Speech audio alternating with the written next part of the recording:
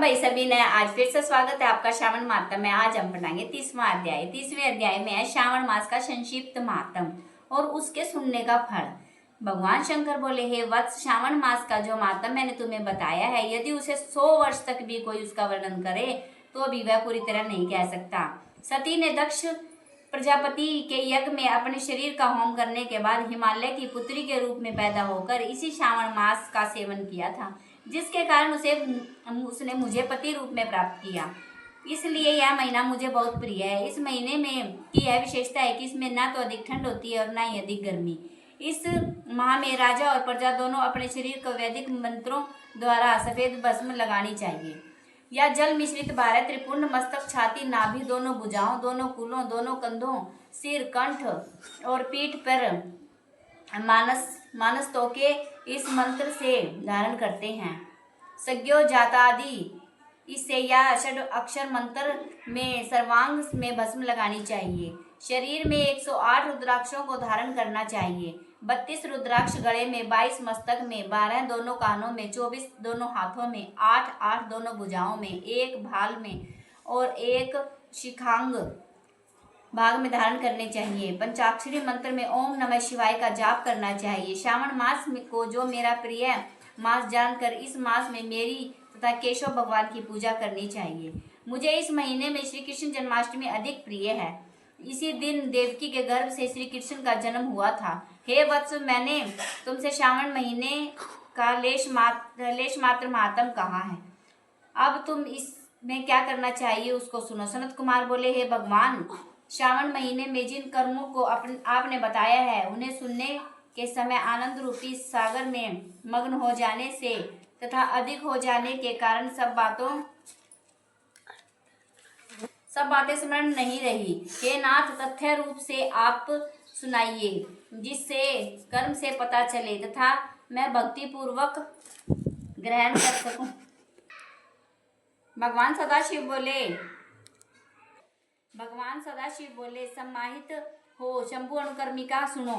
शौनक ऋषि का पूर्व प्रश्न है, अनंतर सूत जी का उत्तर है। सुनने वालों के गुणों की कथा, तुम्हारे प्रश्न और श्रावण मास की तथा श्रावण की स्तुति। हे मुनीश्वर, फिर सविस्तार तुम्हारा प्रश्न हुआ। तुम्हारे द्वारा मेरी स्तुति, नाम, निवर्चन आदि सहित हुई।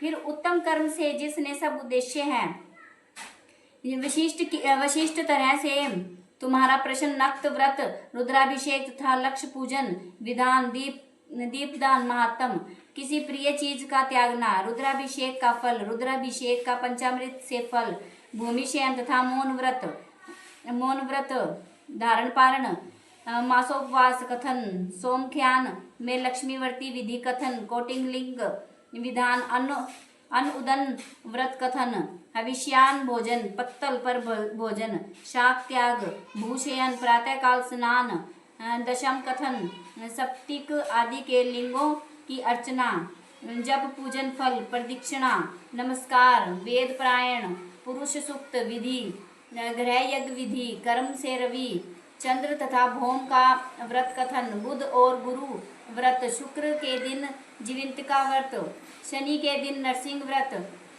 शनि, हनुमान और पीपल व्रत कथन, रोटक व्रत तथा औदुंबर व्रत महात्म, श्रवण, गौरी पूजा, दुर्वा गणपति व्रत कथन, पंचमी में नाग व्रत, षष्ठी में सुपोधन, सप्तमी को शीतला व्रत और पवित्रारोपण विधि, नवमी को दुर्गा पूजा और दशमी को आशा व्रत, एकादशी द्वय व्रत, द्वादशी विष्णु प्रिय त्यार्थ, पवित्रारोपण, त्रयोदशी को कामदेव व्रत, चतुर्दशी को शिव प्रीत्यार्थ, पवित्रारोपण पूर्णिमा को उपाकर्म उत्सर्ग तथा श्रावणी कर्म विधि, सर्प बलि, हयग्रीव जयंती महोत्सव, सभादीप, रक्षाबंधन तथा गजानन का संकट नाशन व्रत, कृष्ण जन्माष्टमी एवं कथा विधि, पिठोर व्रत, पोला संज्ञक, वृषभ व्रत, दर्भ संग्रह, नदियों का रजस्वला काल, सिंह राशि की संक्रांति में गो प्रसव होने पर अनिष्ट शांति, कर्क सिंह, श्रावण में दान, स्नान युक्त मास महात्म, श्रवण एवं कथन, व्यास पूजा,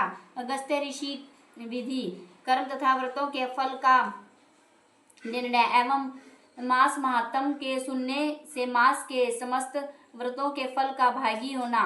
हे सनत कुमार, तुम अपने मन में इसी क्रम को ग्रहण करो।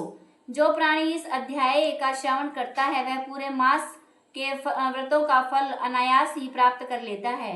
हे विपेंद्र, इस प्राणी इस मास के किसी भी एक व्रत को करने से मुझे सर्वप्रिय हो जाता है।